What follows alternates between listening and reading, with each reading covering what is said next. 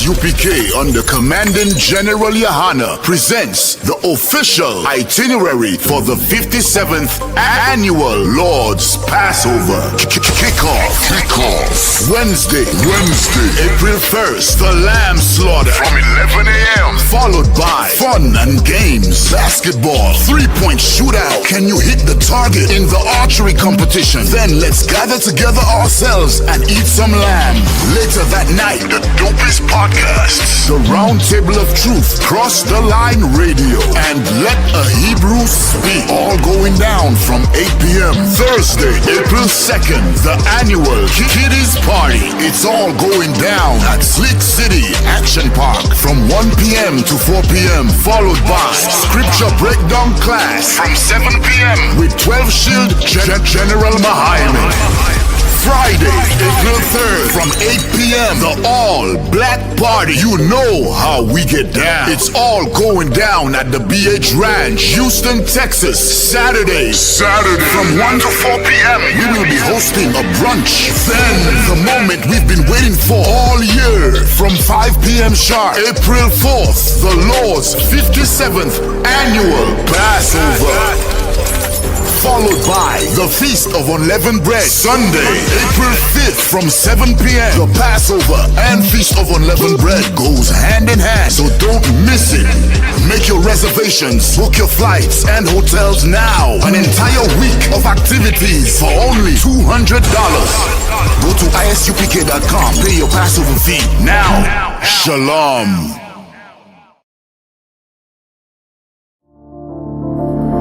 Back roll.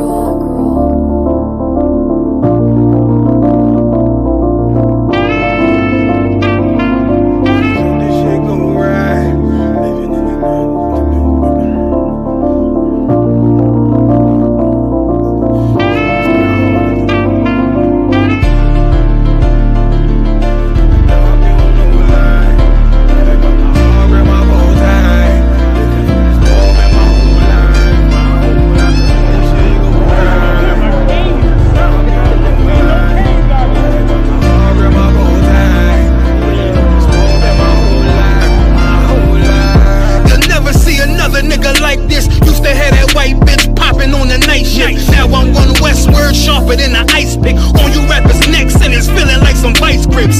Yeah, that's light shit. Send my bro a kite quick. Ties of war, we ain't forget about you. Keep your light lit. Rappers can't see, most of them scared to witness. Go on, close your eyes. There's one right here for the trenches. Bad bitches, natural hair or extensions. Hood niggas that'll probably grip like some dentures. Brothers on them fences. 23 and 1 out. Praying at that commissary hit before it run out. Riches on the gram, dog filter with their tongue out. Couldn't stay home because they found the dugout. Closed casket, burner in the low jacket. My cold cabinet, riding on these whole rappers. My hoes fabulous. Now I don't mean that derogatory, but I'm a player and there's no my women riding for me. I avoided Maury, I got 2 jets. If I can't make it through for them, then I'm useless. Sit down that roof, Chris, with a couple bosses. After the war, just to count our losses. It's not many. You see a smile on my face, but I'm not friendly. Going on my waist, sipping white Henny. I just hope this shit go right. Living in the dark, you don't know light. Gotta got my heart with my bow tie. Waiting on the swerve in my whole life. I just hope this shit go right. Living in the dark, you don't know light. Gotta got my heart with my bow tie. Living in the swerve in my whole life. It's so melodic. When I be dropping this ebonics, this ghetto phonics, it got me on the level supersonic. My bomb atomic, and you know where you can find me. Somewhere probably folding this paper origami. My name is pure as the Sani, my wave is like a tsunami. I went from 0 to 100, feeling like Ricky Bobby. I made a deal with the Reaper. Got a couple wives, they some keepers. Talk a lot of shit, but you can't walk a mile in my sneakers. Bitches go to Miami, come home with change features. Now she got a BBL, her ass fatter. Trying to show up all them niggas that laughed at her. Now when they see her, they only wanna fuck her. They just wanna touch her, they don't wanna cuff her. They just wanna come and kick it with her like a punter. Turned her to a runner, now it's all aboard the train. Fenty on her face, but it's not concealing the pain. It's a shame, that's why I'm in the hood like some rap snacks. I know niggas kill you and your mama for a scat pack. Dark tint, matte black, they do it for half that. Had you like 90s Missy in a fucking trash bag. I'm from Philly, we don't do bank accounts, just cash app. I spit a verse and I just watch the time slow. This that God flow, this that shit for. It's that uncut Tahoe Wall straight from Pablo Escobar. I be at the bar like Moscato. They think it's effort, but no, this that block work. Make the countermeasures, take pleasures, making an op hurt. Whiteness in the sky, cause every verse is a concert. My mind work at speed jump can't fathom. Listen to the words of a champion. It can. The streets need another anthem. I just hope this shit go right. Living in the dark, you don't know light. Gotta got my heart with my bow tie. Waiting on the score in my whole life. I just hope this shit go right. Living in the dark, you don't know light. Gotta got my heart with my bow tie. Living in the score in my whole life. My whole life.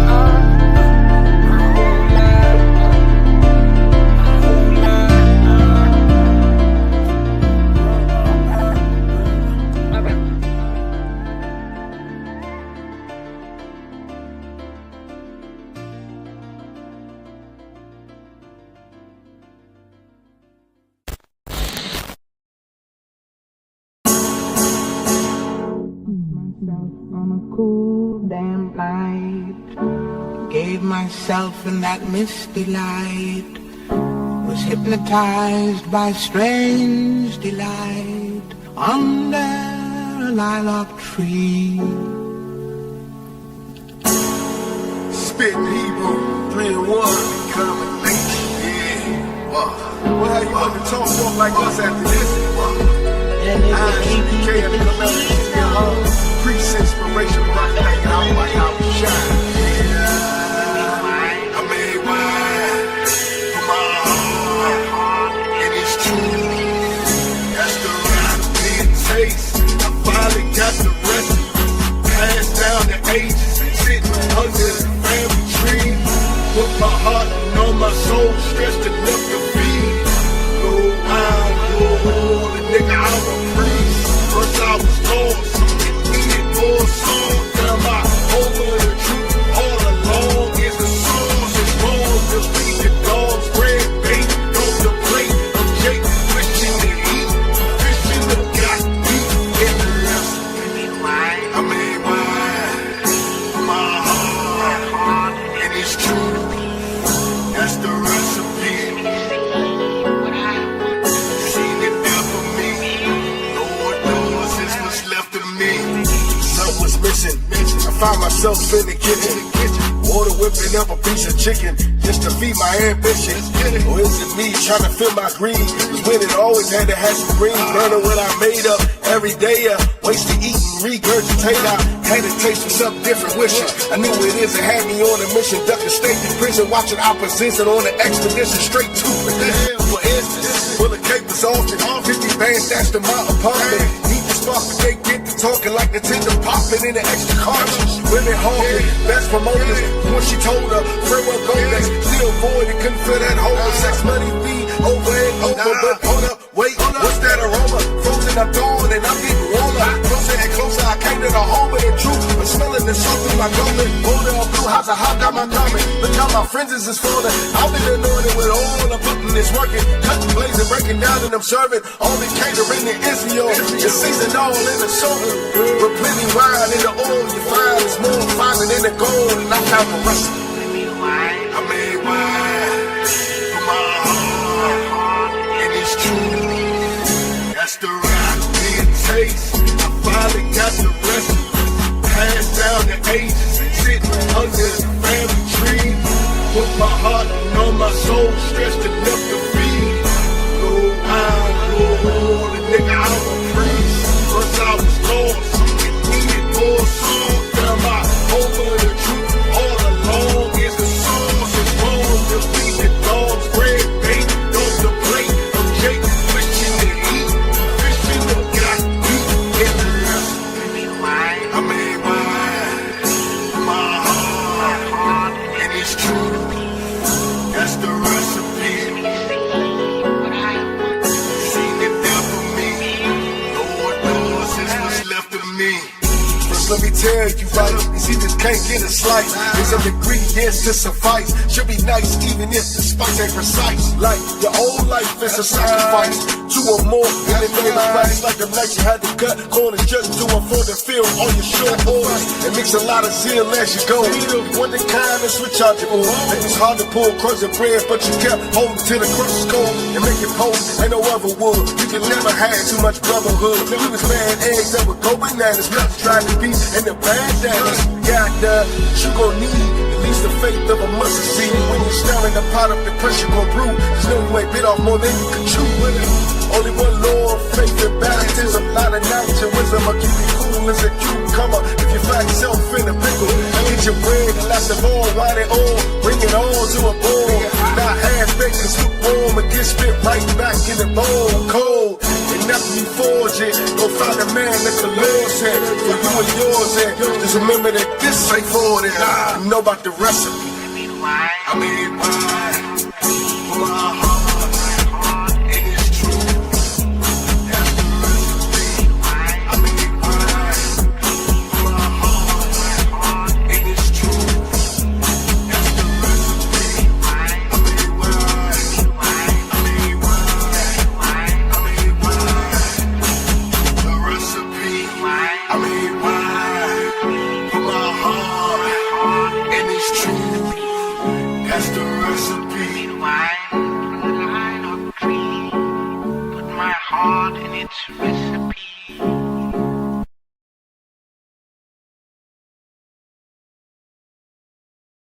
All right, let's clap it up. Shalom, Israel. I'm Priest and Officer Arawanya with the Israelite School of Universal Practical Knowledge right here in Washington, D.C. It's a hell of a time going on right now. I don't know if y'all been paying attention, but a lot of our people, they letting their kids run wild in the schools. I mean, just running wild. It's like they taking the place of adult protesters now. So it's getting crazy out here. You know what I'm saying? Especially out there in LA, in the Midwest, up in Minnesota, of course, Portland, even here, you know, right across the line in the state of Maryland. It's happening everywhere now. You know, if y'all want to look at those, you know, videos, watch how these people some of them okay with their kids being on the front line of protesters, and they getting arrested and they assaulting cops, which is, you know, it only take one crazy, you know, demented adult to just snap on your children that you keep sending to school while they know these protests who are the teachers are influencing to do. The kids, in some videos, the kids are even sitting up in the classrooms making the anti-ICE signs. You know what I'm saying? So y'all need to be aware of that. You know what I'm saying? But we are One West, I.S.U.P.K under command of General Yahanna, Israelite School of Universal Practical Knowledge, started in 1969. We're going to make this known. We are not affiliated with any Christian organization, no Muslim Islamic organization, no Black Panther of any sort type of organization, and no fake Israelite organization. We want to make that clear, because whatever happens with those disorganized groups, that's on them. You know what I'm saying? We stand alone. We are trained and we are professionals, and we do not take on the characteristics and the heathenry tactics and ways that some of our people who are involved with these groups, which they do. So we don't do things like that. This is tonight's history class. I'm sitting here with Priest and Officer of 1,000, Barak, and Priest and Officer of 1,000, Bakwashia. That's who I got. This is the team right here. This is Monday Night History class, and we're going to touch in on, you know, what Hollywood, they like to hide, you know what I'm saying? If you know, you know. If you don't, you know what I'm saying, tune in. We're gonna go over some things tonight. As far as our let's take it to the West, you know. A lot of our people, you know. Oh yeah, before I even get started, y'all say what's up to my man Wild Turkey, you know. This is my man Wild Turkey right here, you know. He got his fringes on and everything, the crown of feathers. So, you know, he's a guy. We're going to take it to the West, where a lot of our people, you know what I'm saying, we don't know this, but Hollywood portrays the Cowboys as being, you know what I'm saying, white men. And they not. The original Cowboys of the American West, so like, were black, you know what I'm saying, were natives. Some of them was even Mexican, you know what I'm saying. The Mexicans, they have a Spanish term for it, is vaquero. That's how they say it, vaquero. You know, even the word cowboy is derogative. You know what I'm saying? It's a derogatory term because the white men that were doing the same thing, which they probably wasn't doing much. You know what I'm saying? I mean, you know, the white man, he does nothing and claim all. You know what I'm saying? He was called cow hands. So they take care, their term, how they take care of the cattle, like I say, if they really was, because I don't, you know, that's another story, but whatever they was doing to the cows, you know what I'm saying, and the cattle, they had the privilege to be termed cow hands while we were called cowboys. You know what I'm saying? And you already know throughout history, you know what I'm saying, you calling a black man boy. Come on, man. You know what I'm saying? You demeaning him. You know what I'm saying? Well, he's a grown man standing in front of you. We see certain movies where white people are calling us boy, you better get this, boy, you better get that, you know, due to slavery, of course. Right. You know, try to little boy us, you know what I'm saying? Try to always have the one up on us, which they, I mean, in actuality, because of our captivity, they did, but they wasn't able to do the things that we did. That's why they consistently and constantly need our help today, you know.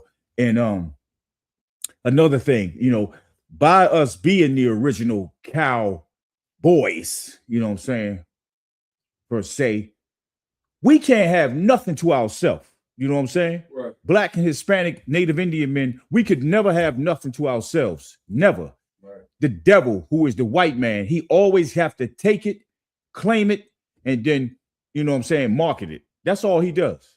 You know what I'm saying? He really can't do nothing else. Right. You know? And we can get a little bit of stories, you know what I'm saying? We can get into some information on these black cowboys, these native cowboys. If we could, sir, we can start at number 1. You can read that. Right.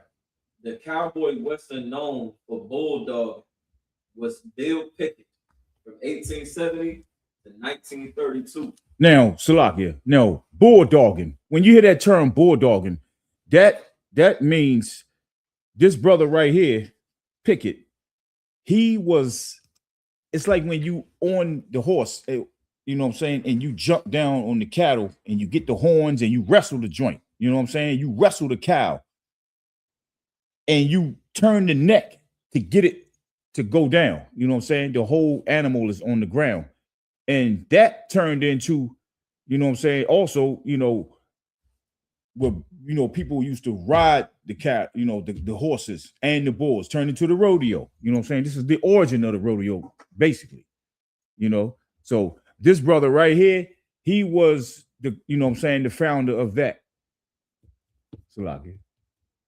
From 1870 to 1932, the legendary cowboy who was a trailblazing African-American cowboy and rodeo star who invented bulldogging, steer wrestling.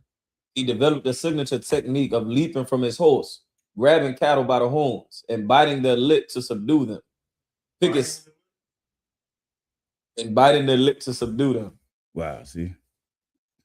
Pickett starred in 101 Ranch Wild West shows and was the first black cowboy inducted into the National Rodeo Hall of Fame. They have a National Rodeo Hall of Fame.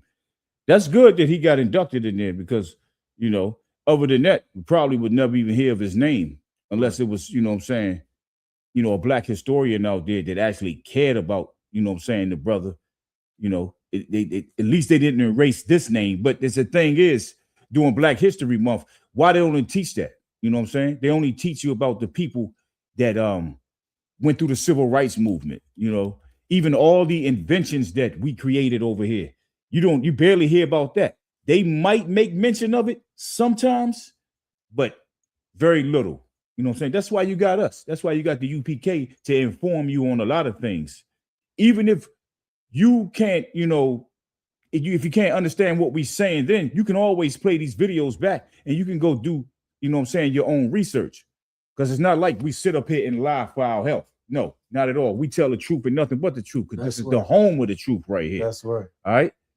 We can also guide you in ways like your teacher in your school system is not going to do.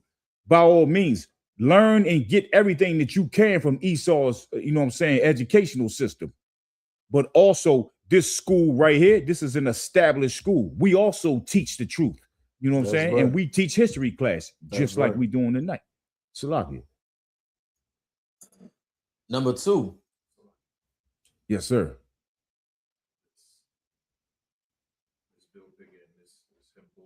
Oh, no sweat. So we got video on the brother Bill Pickett.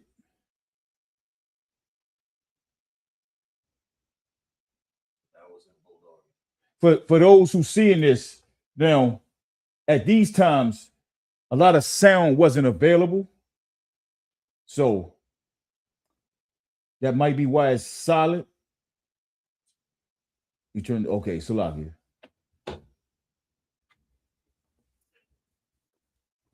But you do have certain movies back in the 1800s. There were silent movies. Now, see, not only is this risky, but you know, like the brother had strength. Cut him, come. And If I could, yes, sir. this is what also Shamgar did. That's right.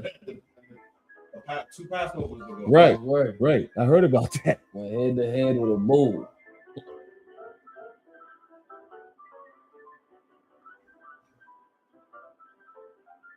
So for the little ones out there that's watching, you know what I'm saying? You can see right here. This is just starting off right here. Like our brothers back then were dealing with the cattle. You know what I'm saying? Like we always have been dealing with cattle. Why the white man called himself, you know what I'm saying, dealing with cow hands, you know, like he's the professional, like he goes through, you know, it's just like they depict in Hollywood, you know what I'm saying? They depict themselves as the real cowboys, which they're not, you know what I'm saying? They have no ties to dealing with cattle other than learning from us and seeing what we did. You know what I'm saying? Even the term vaquero, or in English, you know, we probably would say vaquero, you know, VAQUERO. You know, that term it's a Spanish term. And when you look it up, that comes from, you know what I'm saying, the invaders that came over here, you know what I'm saying, that basically took over Mexico, you know, before the United States, of course, did their thing as well. And it goes back, when you search far enough, it goes back to the Iberian Peninsula, you know what I'm saying, which is basically like over there by the bottom of Spain, which our people were at. And there were Jews over there. You know what I'm saying? There were Jews over there. Of course, we was there too. And they had their reign, and their reign stopped in 1492. It's funny how they keep saying that, but they like to claim that the Spanish men over there taught the brothers over there how to deal with horses. You know what I'm saying? That's a lie. That is a lie. You know what I'm saying? When we were dealing with horses over here, it wasn't because we learned from the white man. You know what I'm saying? We already knew how to do that. We've been doing that, you know? So if we can get a little bit more, what's that? 1A, sir? You can read down a little bit more. Yep. 1A. A bulldogger, also known as a steer wrestler, is a rodeo contestant who competes in one of the fastest and most physically demanding events, where they leap from a moving horse to grab a 400, 600-pound steer by the horns and wrestle it to the ground. The goal is to bring the animal down in under 10 seconds. That's a hell of a leap onto a That's a hell of a leap onto a bull and then wrestle it down, man. Yeah. You know what I'm saying? You got horns sticking up. You know, you could be gouged at any time in the neck, anywhere in your body. You can just get deeply pierced, severe wounds. You know what I'm saying? In internally in your system. Right. And for brothers to be that brave, it just shows, you know what I'm saying, like no fear. You know what I'm saying? No cowards, no fear, just like we are in here. That's right. You know what I'm saying? So we don't know about the white man doing that. You know what I'm saying? He probably do it now, but you see where he gets at with it. You know, he's always getting gouged in the neck. You see how they do the running of the bulls over there in Spain, where they purposely, you know what I'm saying, just disrespect, you know what I'm saying, the bulls. They want to run, they want to, you know, till they get into the arena, then they stabbing it, and they wondering why they got hurt, you know, wearing red, you know, or with the red flag, playing with the bull, enticing the bull to come hit him. You know what I'm saying? This is how the devil do. We didn't do things like that. You know what I'm saying? We still respect it. Even if we made a sport that's dealing with animals, we still respected the animal. Right. We didn't disrespect the animal. It's crazy, man. Right. Shalaki, sir. Key aspects of a bulldogger. The action. The bulldog arrives alongside the steer, drops from the horse, grabs the steer's horns, and uses technique and leverage to twist the animal's neck until it falls. The team. They're often assisted by a hazer, a second horseback rider who keeps the steer running in a straight line. Origins. The term originates from Bill Pickett, a black cowboy in the late 1800s, who developed this method of controlling cattle initially by biting the steer's lip to bring it down. Wow. So he was biting the lips of the cattle. That's, you know, for them to even twist, you know what I'm saying, a bull's head, you know, you had to be strong. You had to have some strong hands. Right. You know, those brothers should have been termed cow hands because they were hands-on with the cow, you know what I'm saying, itself, you know, not the white man. No, not Mr., you know, Lone Ranger, you know what I'm saying, the fake Lone Ranger in the movies, in the old Western movies. Right. He wasn't the original. Right. Not at all. You know, and we're going to get into that later on, but, you know, we can drop this, sir. We can go to number 2. We can get this, dealing with this word vaquero, you know what I'm saying? Vaquero is the name for a Mexican cowboy, and the likely term that evolved into Anglo word for cowboy, buckaroo. Buckaroo. I know we heard that term before. Right. A lot of us have heard that term. We didn't never know what it meant, but it's just, you know, you're gonna hear, you know, if you can drop down in to number 4. The traditional cowboy look arose from Mexican vaqueros, and the word buckaroo came about as a mispronunciation of the word vaquero. Just like the white man, you know, anything he hear that come out of our mouth, he got to flip it, turn it upside down, spin it, and then spit on it. You know what I'm saying? And then say what I'm gonna say about it. This is my word now. That's basically what he's doing. You know what I'm saying? Damn the white man, man. We don't listen to him. We listen to Commander General Yahanna, and we train. You know what I'm saying? That's right.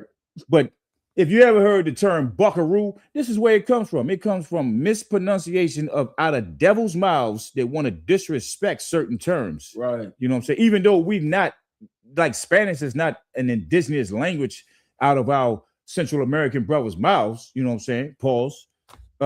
It's just, it is what it is. You know what I'm saying? Like they say vaquero, they got it from the Spaniards, so now they speaking it. But then a white man come along, with his brother come along, and now he wants to say buckaroo. How do you get buckaroo out of vaquero? You know what I'm saying? Terrible situation, man. It's just like how they have manipulated the world into thinking that they speak real Hebrew. You know what I'm saying? That's not Hebrew that the white man speaks. So when you see those Ashkenazis and those what's the other sectors of the Jewish people with the Hasidic Jew, the Hasidic Jewish, you know, I refuse to call them Jews. Right. The Hasidic Jewish people, they clearly say that they speak Yiddish. They'll tell you, and they tell you if you ask them, well, where your peoples come from? And they tell you Germany, Poland, you know. They like literally say it and don't And but while they claiming our identity, of course, they're the biggest imposters on the planet. Right. You know what I'm saying? Just like the image of the false Christ, Caesar Borgia. Right. You know what I'm saying? They will always try to defend, you know what I'm saying, what they're lying about, of course, because he is the biggest deceiver on the planet, the devil. Right. You know what I'm saying? That's right. So if we can get into number 5, sir. Yep. Baba Shah. The original cowboys in America, emerging in the 1500s through the 1800s, were primarily indigenous, Mexican vaqueros, and in the 19th century American West, a significant portion were black men. Estimates suggest 1 in 4 cowboys were black, finding more independence in the cattle industry after the Civil War, despite rampant border discrimination. Rampant border discrimination. You can drop down to Black Cowboy history. Black cowboy history. Following the Civil War, formerly enslaved men who had learned cattle ranching techniques in the South headed west for work.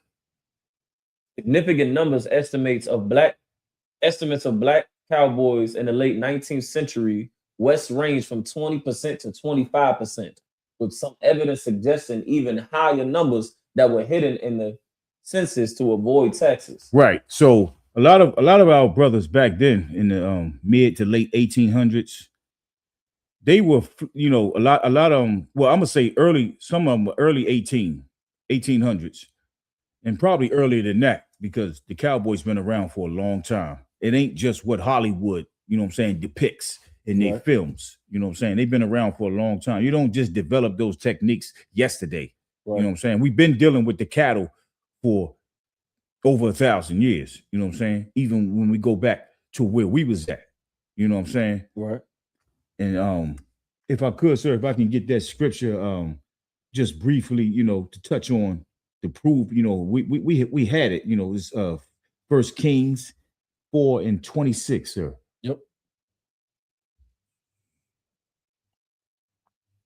At the book of 1 Kings chapter 4 and verse 26. Yes, sir. And Solomon had 40,000 stalls of horses for his chariots and 12,000 horsemen. Solomon had 40,000, you know what I'm saying, stalls of horses for his chariots. That's his army right there. Right. You know what I'm saying? 40,000 horses.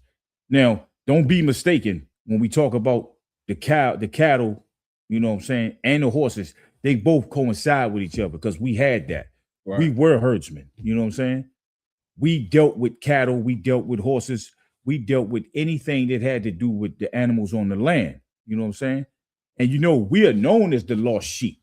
You know what I'm saying? The 12 tribes of Israel. Right. Because what's going on right now in America and what's been going on for over 400, 500, 600 years since, you know what I'm saying, the devil, you know what I'm saying, showed his face blatantly like that, you know, it's ridiculous, man. You know what I'm saying? Right. At the same time, we need a leader, and we have one right now until Christ returns, and that's Commanding General Yahanna. We can give a hand. Always like to give Commanding General Yahanna a hand, because without Commanding General Yahanna, none of this would be possible. Because he held the truth down since the 80s. Right. You know what I'm saying? And we're not going to get into further than that. You know what I'm saying? He held the truth down since the 80s. That's right. And we are here now. You know what I'm saying? They always said, I remember before I even came in the truth, when I was looking at the videos, you know what I'm saying? Commander General Yahanna used to always say, there's going to be a new breed of Hebrews coming up. Yeah, you know what I'm saying? I can literally see it. You know what I'm man. saying? Hey, thank the Most High, because I'm a part of it too. And before I go on, I definitely want to, you know what I'm saying, remember our brother, you know what I'm saying, Officer Karab, that just passed away down in Texas. You know what I'm saying? Me personally, when this is for my Hebrew Academy graduates, you know what I'm saying, me and him literally went through the fire together. We was in the same unit when we went through the fire. You know what I'm saying? So if you know, you know. You know what I'm saying? Inspire to try to do that, though. You know what I'm saying? It's a good thing. Brotherhood is off the chain when you go through it. but me and that brother went through the fire together. So Right. may he rise again. They're one West. They're one West. That's right. Salaki, sir. If we can just go to number 6. Number 6. Well, I don't want is getting that. You blacks, Hispanics, Native Indians out there, you know what I'm saying? Remember these days, man. Remember the old, remember what's now, the current, you know what I'm saying? And pay attention and learn what's to come, you know what I'm saying? Because these scriptures are prophesied, you know what I'm saying? There's a lot of prophecy in this Bible that a lot of our people like to shy away from, you know? It's not real, or why hasn't it happened yet? Nah, it's going to happen. And there's no prophecy in these scriptures that already have happened. It was already spoken about. It was already spoken of, and it came to pass. And all of it's not finished yet. You know what I'm saying? Just like we going into the Third World War, which is a good thing for us. That means that it's getting closer and closer to our salvation. You know what I'm saying? You got this, sir? Yeah. Nat Love, the legendary cowboy of the American West. The American West is filled with tales of legendary cowboys, outlaws, and indigenous warriors, but few figures capture the true essence of the frontier spirit, quite like Nat Love. Known as Deadwood Dick. Yeah, I know the name throws off, but hey, that's it. That was the name. You know, they say that, you know what I'm saying, the word D, you know, is a nickname for Richard. How did you get that out of the R? I don't know. You know, but you know, Deadwood, yeah. Nat Love looms large as a legend in cowboy lore, but he was indeed a real person whose adventurous life took him from slavery to the open range, right? Where he became one of the most skilled and respected cowboys of his time. His autobiography, The Life and Adventures of Nat Love, 1907, provides a first-hand account of the dangers, excitement, and opportunities the West provided, particularly for freed slaves seeking freedom and prosperity after the Civil War. So this is, we can focus on the picture of Nat Love, the brother Deadwood. I'm not saying the other half, but Deadwood, Nat Love. There he is right there. Would appreciate it if you told me that. That's your brother. There. That's your brother right there. That's an original cowboy right there, or cowhand. I'm gonna take Esau's term on what he liked to call himself, and then he slapped us with the cowboy, but we were the one that was doing all the work, you know. Yasin Bey. For those who don't know who Yasin Bey is, that's Mos Def. If you know who you know what I'm saying, the rapper Mos Def is. Yeah, he do look like him. He kind of like he could be related to James Brown as well. But when I was looking up the pictures to make a flyer, I think there was that was one of the main pictures I saw. This is a very famous photo right here. For those who do know, you know, and he was a gunslinger. You know what I'm saying? Let me not forget that. Like these cowboys, I know we talking about cattle, and not at all do we condone, you know what I'm saying, the certain lifestyles of these, you know what I'm saying, the black and native cowboys. But at the same time, we're going to bring out that the white man have lied and is currently still lying, even though he let some of it, you know what I'm saying, pass through.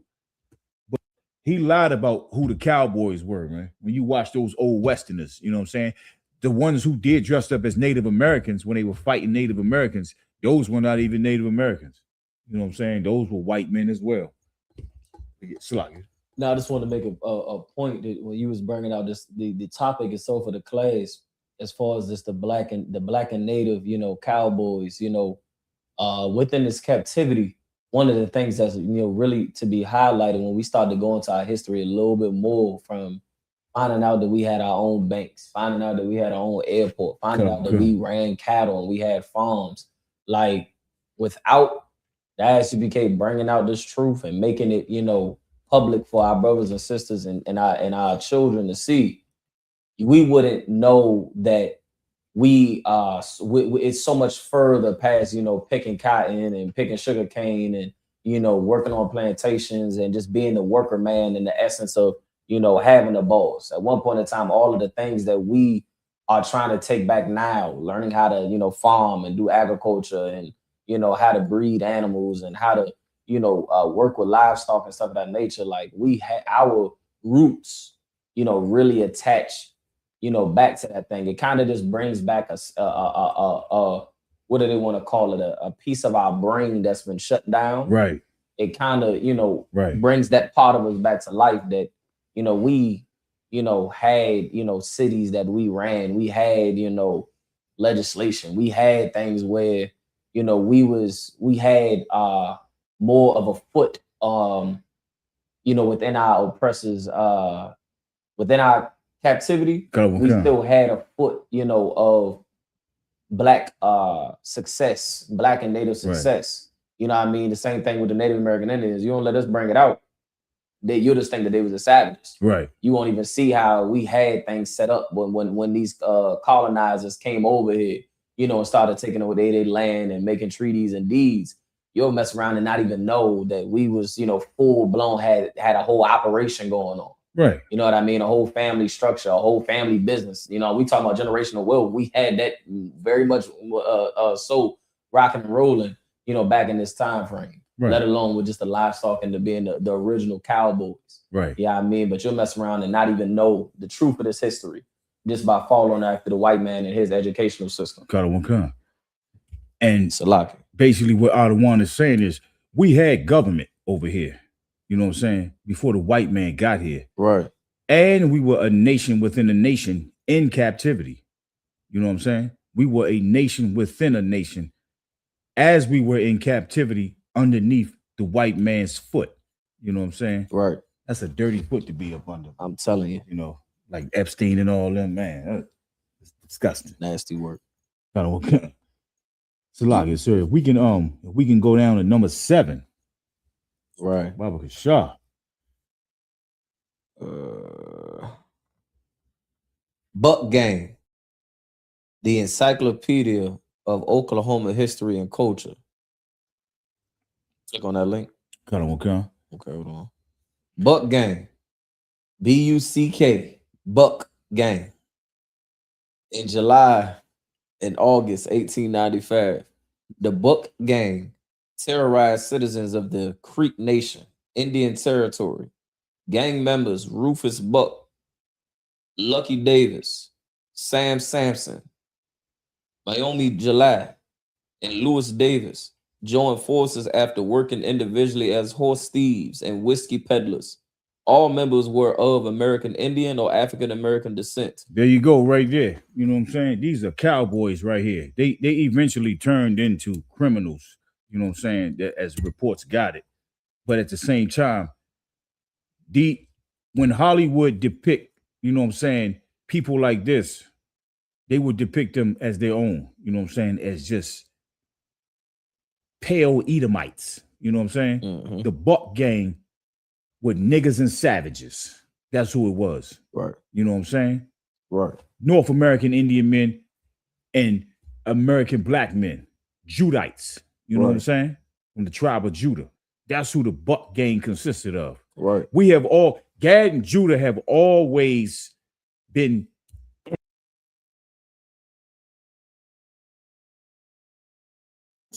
yeah. Right. Just like when they say we walking on the bones of the Native Americans, right?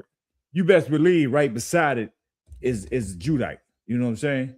Because they intermarried with each other so much. You know what I'm saying? That, as a matter of fact, there's a lot of Judites running around here, and I can't even say that because there's a lot of brothers and sisters running around here thinking that they Judites, but they not. You know what I'm saying? Right. They Gad, and then it's vice versa. It just happens that way. Nonetheless, you a tribe, you one of the 12 tribes, you know what I'm saying? Right. Doesn't even matter. You still one of the, you know what I'm saying, one of the Most High's favorites. I'm gonna just say that. Right. You know what I'm saying? That's why you need to come into this school. You know what I'm saying? Get these proper teachings. That's right. Like you're supposed to. But the Buck gang, yeah, they went around Creek Nation. Creek Nation, for those who don't know, that was one of the, you know what I'm saying, the so-called civilized tribes that the white man turned. You know what I'm saying? As once he got his hands in the mix, he called them civilized as if they were uncivilized.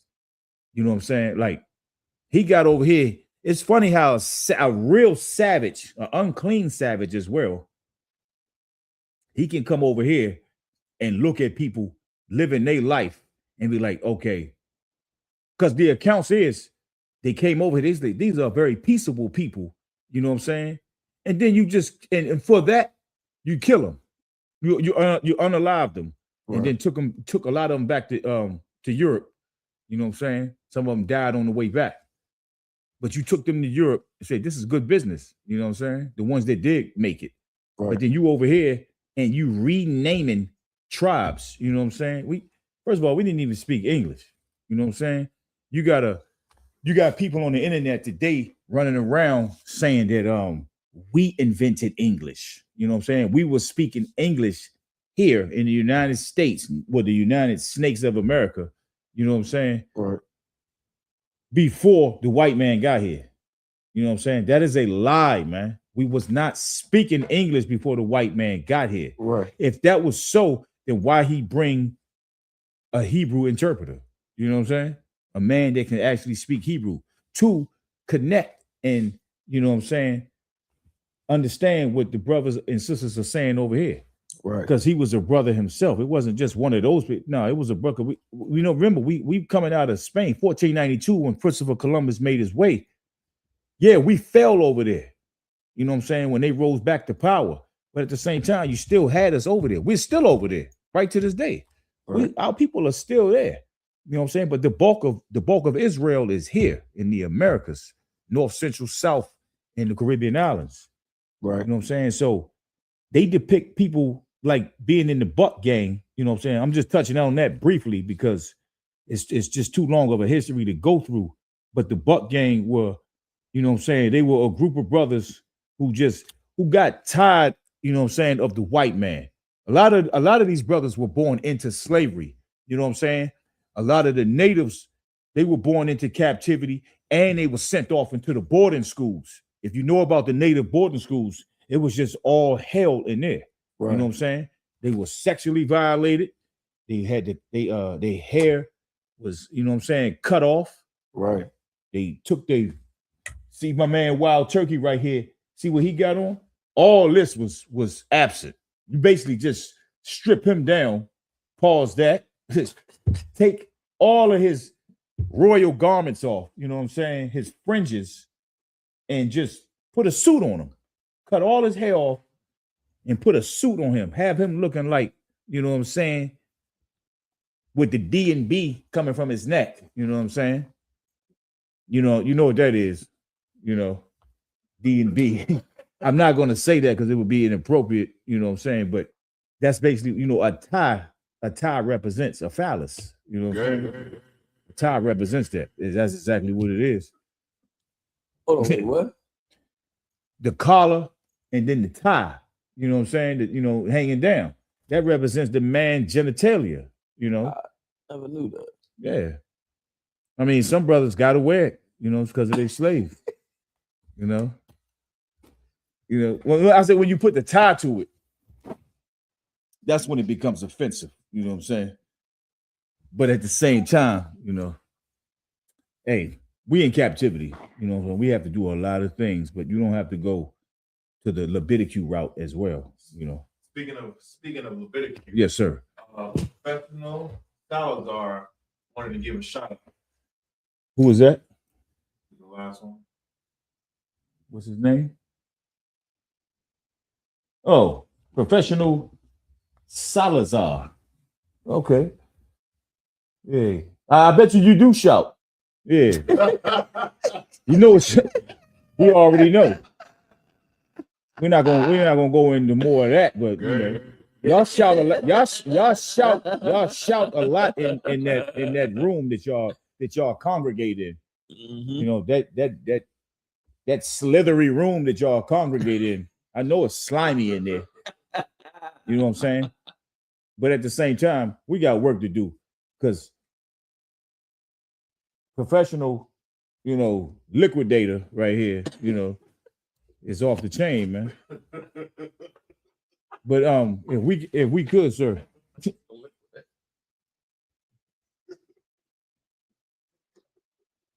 Unlike the purple pigs, we are actually into the business of teaching our people. That's right. Not scheming and scamming, Slovakia, not Somalian scheming and scamming our people. You know what I'm saying?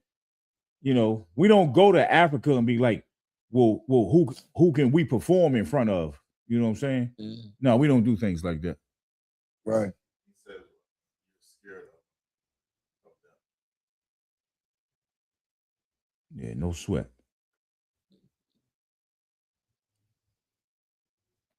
He said he likes the bishop. What's wrong with that? Wait, what? He likes the bishop. What's wrong with that? He likes the bishop? Yeah. I mean, that's his leader, Bishop. That's his leader. His leader is Nasty Nate. All right. If we could, sir, if we can go to number 8, please. Because see, what we're bringing out tonight, we're bringing out the true history. It's a brief history because we don't have all the time in the world, but you can definitely do this research. You know what I'm saying? We bringing out the original Cowboys, man, which is a derogatory term. Remember that. Commit that to memory. The word cowboy is a derogatory term because it only referred to blacks and Hispanic and Native Indian, brothers who dealt with the cows hands-on. The white man said he's cow hands, but we just had to be cowboys, you know what I'm saying? And he wasn't even doing no work. Of course he wasn't. We taught him how to do that. The white man has never did nothing over here without our assistance. You know what I'm saying? It's only us. So, like, sir, you got that? Number 8. Yes, sir. Bass Reeves. Bass Reeves. The real Lone Ranger was black. Like many things during slavery, history may have been obscured, and the actual Lone Ranger seems to have been inspired by an African-American man named Bass Reeves. Yes, sir.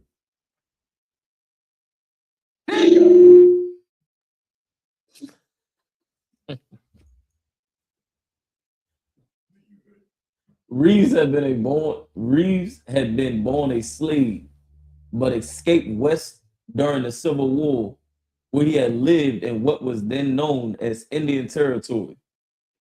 He eventually became a deputy U.S. Marshal, was a master of disguise, an expert marksman, had a Native American companion. Slovakia. So he was an expert marksman and had a Native American companion. Just like in Hollywood, how they depict the Lone Ranger.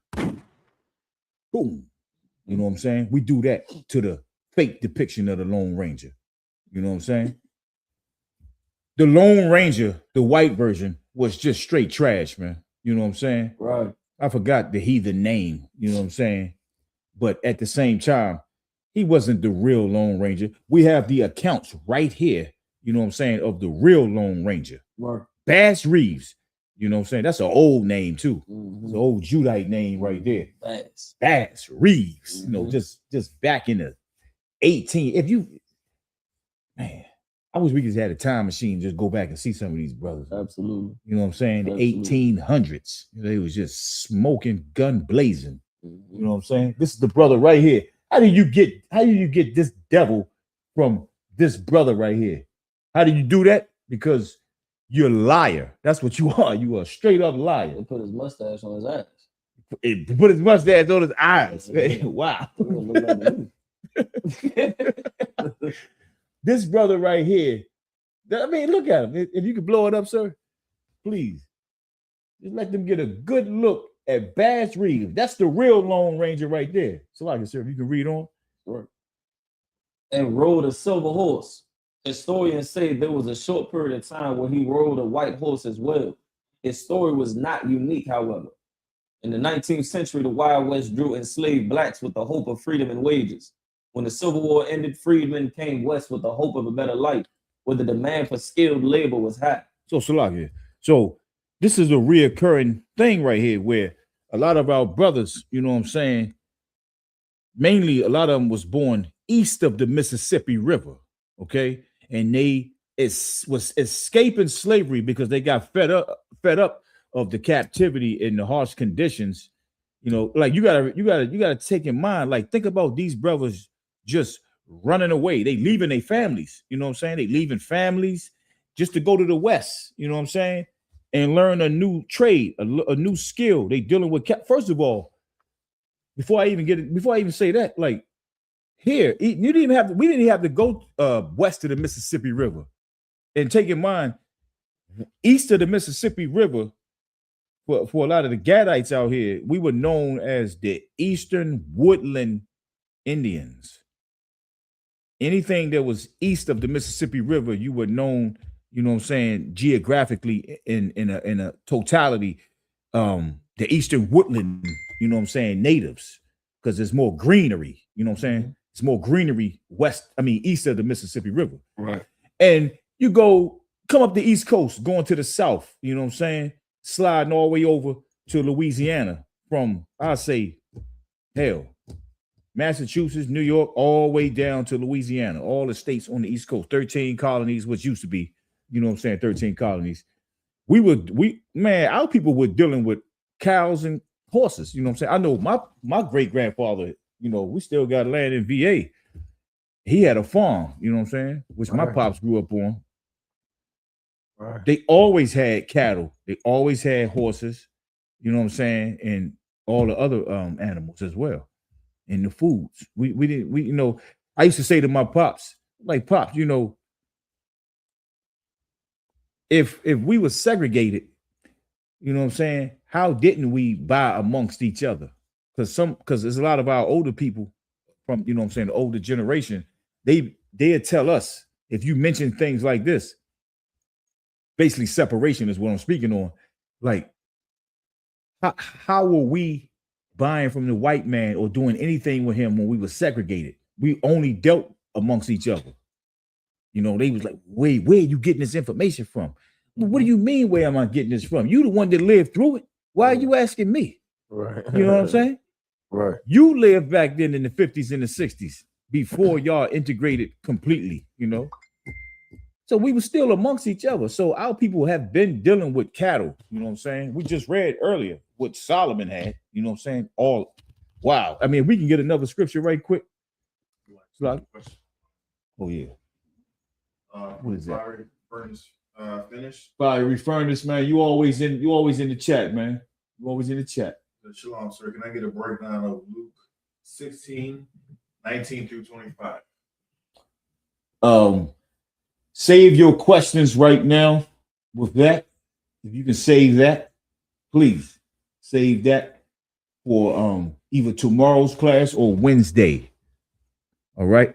We want to, you know what I'm saying, just deal with this topic right here. We're going to stick on it because this is a history class. Okay. So Salakia for that, brother. But keep that and save that for either tomorrow or Wednesday. All right. Where Captain Mashak will be teaching.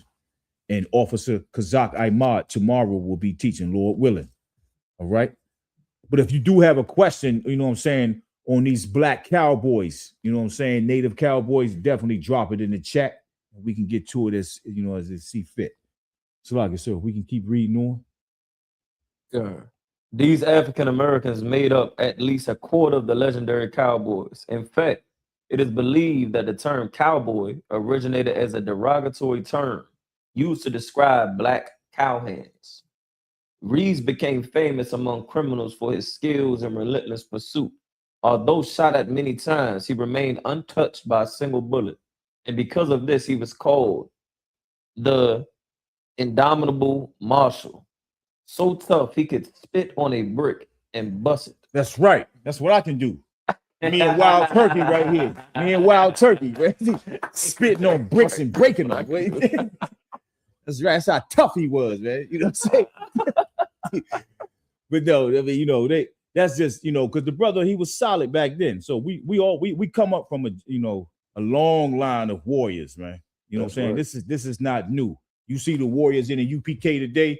This ain't nothing new, man. We've been warriors. We've been doing this for thousands of years. And we got the history to prove it. You know what I'm saying? We got the history in the Apocrypha where it talks about, you know what I'm saying, the Lacedaemonians, you know what I'm saying? Right. They were straight up warriors, you know, out there in Sparta, you know. Even when y'all look on the side note, when you look on that shield on the movie 300 and you see that L, which is a L, it's a lambda, it's the Greek letter, but that was a people, you know what I'm saying? And those people were all Jews.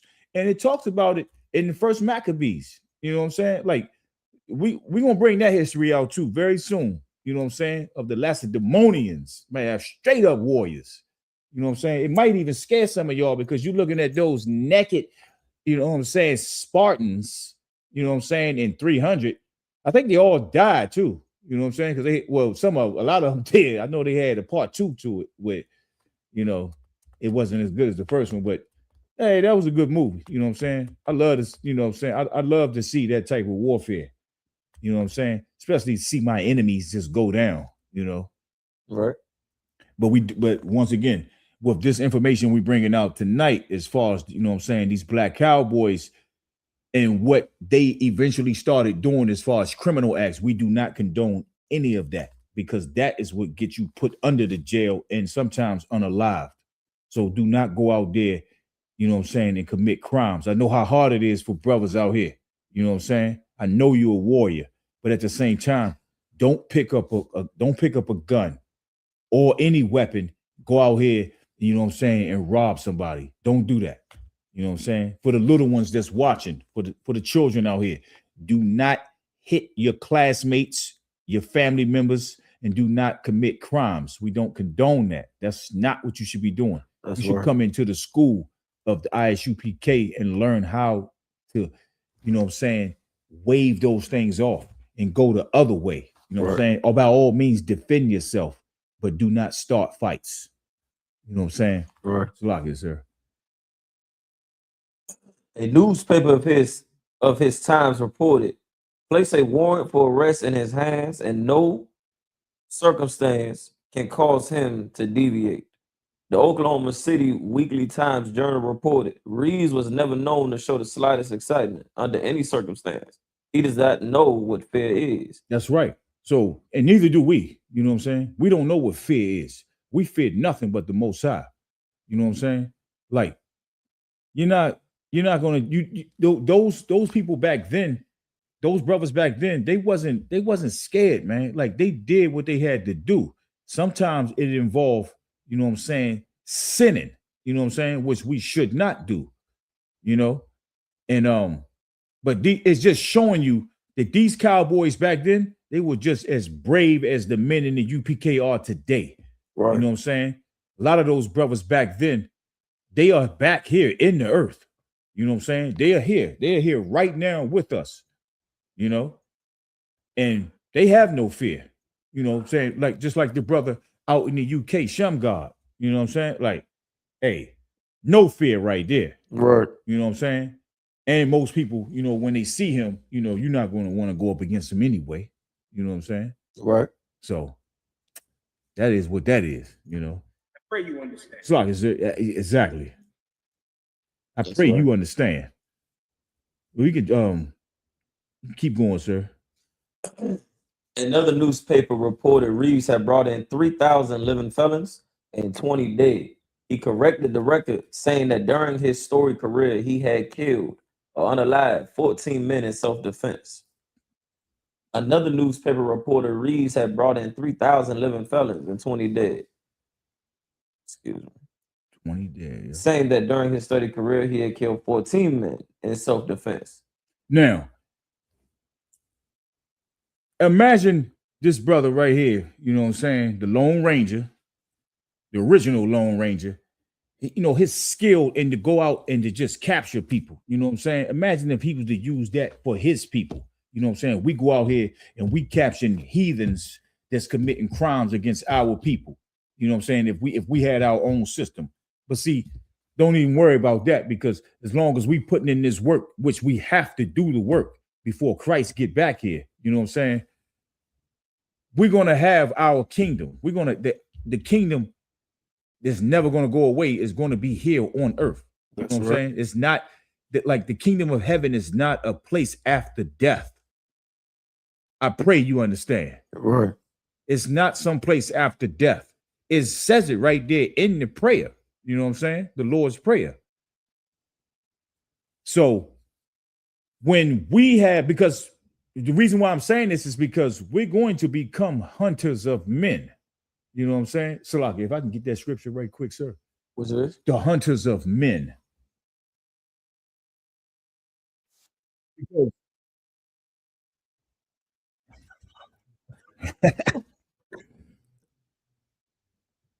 Because that's a side note right there. You want the one where it says hunters of men? Cut on one, sir. Where we become hunters of men. Yep. Jeremiah 16:16. Cut on one, sir.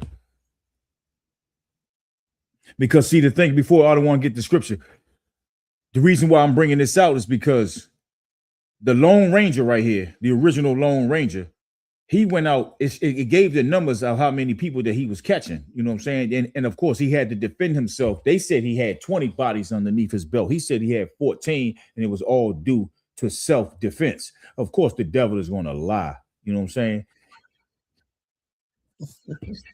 That had to happen. I pray you understand that had to happen with Bass Reeves. You know what I'm saying? The Lone Ranger. You already know the story about the Lone Ranger. You know what I'm saying? That's what he did. That's exactly what he did. The Lone Ranger he was good at it. Make no mistake, when you hear these cattle being talked about and these horses, it does not exclude, you know what I'm saying, weaponry. Let me say that. Okay. These brothers, yeah, they were strapped, you know what I'm saying, and they did defend themselves. Okay. You got the scripture? Jeremiah 16:16. Behold, I will send for many fishers, save the Lord. Now, fishers are what we are doing today. You know what I'm saying? The Lord said we have to fish. You know what I'm saying? Meaning we have to go out here and we have to teach our brothers and sisters the truth about the scriptures, the truth about their nationality, the truth about what they're supposed to eat and what not to eat, who to have sex with, not to have sex with. You know what I'm saying? Cleanliness. You know what I'm saying? We have laws, statutes, and commandments that we are supposed to follow. You know, what's that term where we're just strictly about the scriptures? You know what I'm saying? I think it's solar something. So no, not that. It's a term where it's just we go off the scriptures alone. We don't do what Catholics do. You know what I'm saying? We don't do what, you know, any religious group do. Everything that we do, we solely believe in the scriptures alone. You know what I'm saying? All the truth that we need is right in the scriptures. We don't need nothing else. And of course, yes, we are, you know what I'm saying? We are scholars as well. We have information that backs up and verify our ancient records. Yes, we do that. You know what I'm saying? For you nutsos and idiots out there that like to say that, well, y'all don't even speak, you know what I'm saying, the ancient language and things like that. Yes, we do. You just don't know. You know, you must don't know that every Friday we have a Lashawan Quadash class. Right. Every Sabbath service we speak the Lashawan Quadash, Right. the holy tongue. Right. You know what I'm saying? That's our tongue. That's our language. It doesn't belong to anybody else. The white man don't speak it. And I need not even go further than that because damn sure nobody else speaks it on the planet. You know what I'm saying? Only us, only the 12 tribes of Israel speak the Lashawan Quadash. You know, just to get off topic, I know I seen an article a long time ago where, as a matter of fact, I think Captain Katazar had brung it out in his 12 tribe breakdown, where it was a brother somewhere in the South, I think, where he was blind, and they had it in a newspaper report that he spoke. They literally got it written. He spoke the Lashawan Quadash. I think Captain Katazar didn't bring it out. If he didn't, then I'm bringing it out now. You know what I'm saying? It was a brother. I'll find that in due time, but it was a brother. He spoke the Lashawan Quadash. and he was blind. And this was a long time ago. And they literally put that in the newspaper. You know what I'm saying? So they know who we are. They also know that we don't know who we are. You know, that's why they spend billions of dollars to hide our true identity, and they are impostoring our identity, if that's even a word. Right. You know, impostoring. Sloggy, sir. Young man Lewis says, sola scriptura. That's exactly what it is. Thank you, brother. Young man Lewis. Thank you. If you're a brother, young man Lewis, what's your nationality? That's Issachar. No sweat. My man Issachar. The water, brother. The water. What is it again? Sola scriptura. Sola scriptura. Yep. Meaning we deal with the scriptures alone. It's only Bible based. You know what I'm saying? That's what it is. That's right. Sloggy, sir, if you can get more on that scripture, sir. Absolutely. Behold, I will send for many fishers, saith the Lord, and they shall fish them. And after I will send for many hunters, and they shall hunt them. That's right. So fishers, hey, let them drop. Drop them. Drop them. Because that's exactly what's going to happen when we become hunters. Now, I didn't say that, but you heard it. We're going to become, for right now, we are fishers. What is fishing? Fishing is to, you put the rod out there, you got your fishing rod, okay? The fishing rod. And you wheeling it in. You trying to you got the bait, you get in your fish. You know what I'm saying? That's what we're doing with our people right now by teaching them the law, statutes, and commandments. We're trying to fish them into the truth. Okay, it's a metaphor. All right, when you can't literally for the Christians out there, you can't literally because you Christians y'all think that snakes talk. You know what I'm saying? So I have to break it down like this in order for you to get it. You know what I'm saying? So you don't just reel your people in physically. No, you teaching them. And then after we become fishermen, then it's going to come a point in time where we're going to stop fishing and we're going to become hunters of men, meaning we're going to go out there and capture all of the people, all of the heathen nations that have disrespected us and held us in captivity and unalived us at alarming rates. You know what I'm saying? Bodily harm, sexually harmed, you know what I'm saying? Mentally harmed, because a lot of our people are on a lot of medication out here due to the fact that they were, you know what I'm saying, disrespected and sexually. If I could, there was I was riding around DC with the week just talking about a lot of our people are mentally affected from everything that Esau has put us through, right? Right. I'm riding around down Rhode Island Avenue, right? And we go into good speed, but then all of a sudden this traffic just stops. Right. But the light is green. I'm like, what the hell is going on? By the time I get up there, I see a brother. This is I believe it was either Valentine's Day or the next day. Right. Right. That was a Sunday. Yeah. And this brother was just standing not in the middle, but in the middle of the road, right where the lines cross. Right. Not in the crosswalk, but like a little bit back. The divider. Just standing there. And it wasn't like a homeless brother or anything. This brother was well dressed, young, groomed.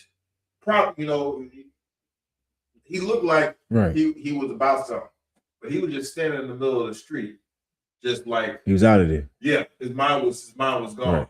And I wonder why his mind was gone on February 15th. Right, February 15th. Yeah, right after what could have happened. Right after the he probably had a crazy, you know what I'm saying, February 14th. You know what I'm saying? If his 15th was messed up, that 14th must have did him a lot of harm. Still real. Right. You know what I'm saying? Like, who gets dressed? You know what I'm saying? You know what I'm saying? I don't want to just say the brother was well groomed and everything, just to go into the middle of the street as high as you can be. I guess that's the place to be now. You know what I'm saying? We used to make jokes about, you know what I'm saying, if you didn't like somebody, you tell them to go play in traffic, but it's becoming a reality. Well, no, it is a reality now. And you take these high doses of when you never try to self-medicate yourself, you know what I'm saying? Always go to a doctor / physician. Like the scriptures say, honor thy physician, man. Don't sit there and try to self-medicate yourself. You blowing it down, you know what I'm saying? For your peeps, you're sharing saliva with other males, you know what I'm saying? You know what I'm saying? That's what happens when you suck on cigarettes and blunts, man. You know what I'm saying? I mean, we don't do that, but you do. You know what I'm saying? That's why we're trying to get you to stop doing that. But you know, it is what it is, man. But we're going to become hunters, meaning we're going to take our enemies and we're going to go get them wherever they at on the planet. Because why? Because the Lord instructed us to do that. And trust me, it's a lot of brothers in here, or maybe all brothers in here. We can't wait till that day, Lord willing.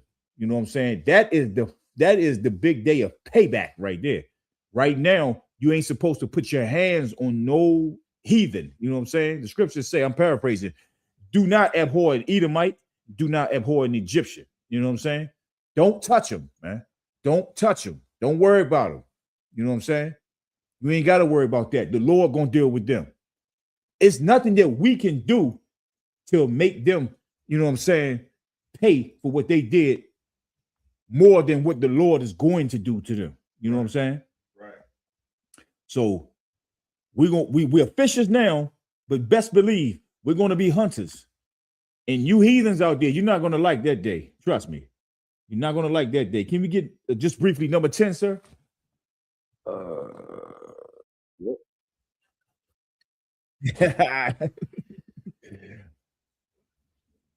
Let's see what we got. Right, Cherokee Bill. Cherokee Bill on the Outlaw Trail.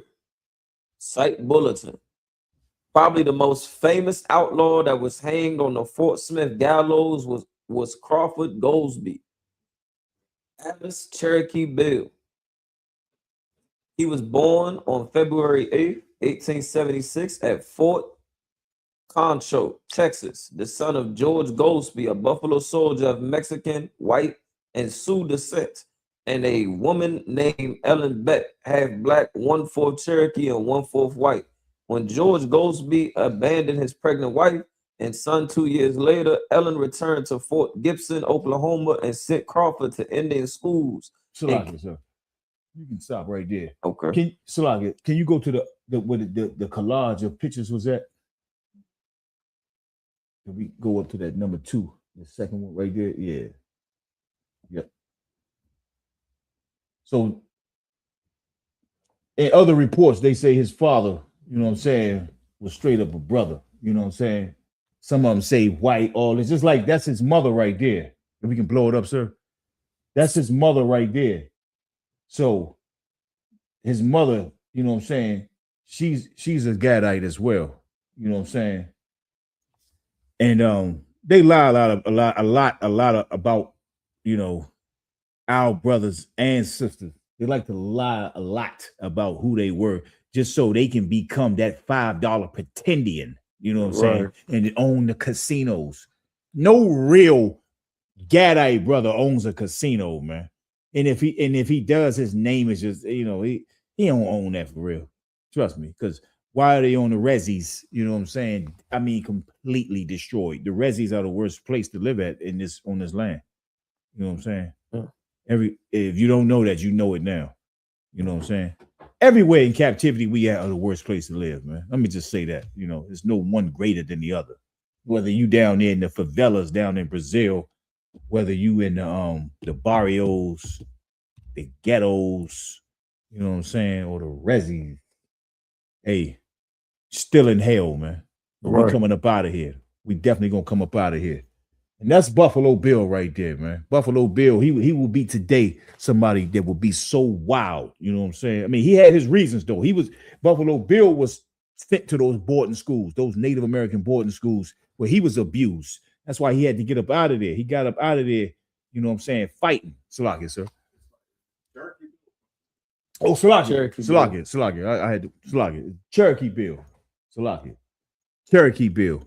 He was a wild one, though. He was a real gunslinger. You know what I'm saying? Now, we don't condone his lifestyle, but because oppression, you know what I'm saying, And they have accounts where they were saying the reason why he ran with a band of brothers, you know what I'm saying, that was just they were strong, man. They were strong, like brothers say today, you know what I'm saying. They doing it out here in these streets. They was out in the streets back then in the old Western times, but they started off because they were being oppressed, you know what I'm saying, and not like the Black Panthers, you know what I'm saying. These people were actually fighting to get out. They fought to get out of slavery. Actually, they escaped slavery, escaped the boarding school because they were being abused, you know what I'm saying, and oppressed. And they learned the skill because not only were they doing what they were doing, which is sinful, they were also picking up trades and skills, though. They were learning how to deal with the cattle because these are the original cowboys that you're looking at right here. But he was a wild one. Cherokee Bill was a wild one, man. He was just. He was laying people down, you know what I'm saying, with the slightest offense. And on the side note, you know what I'm saying, that movie, The Harder They Fall, whoever heard of that, Jay-Z produced that movie, right? The Harder They Fall. Those characters in there, of course, they got a hammy on there too. Idris Elba, that's his name, right? He was in that movie, but it scratched him off. But the character that he played, you know, a lot of those characters in that movie were real characters. You know what I'm saying? Right quick, if we can just hit number 11. Salagi, sir. But that movie right there depicted real people that was out there in the West. These people was no joke, man. They actually existed. These were black cowboys, native cowboys. Salagi, sir. You got number 11? 11. Got one coming. You got to press on it. Just get Say that one more time. You just gotta click. Yeah. Now the link loader. Got it. 2 seconds. Now this person right here that I don't want to get ready to speak of, she was also depicted in the movie The Harder They Fall, produced by sellout Jay-Z. Stagecoach Mary Fields. Stagecoach Mary Fields.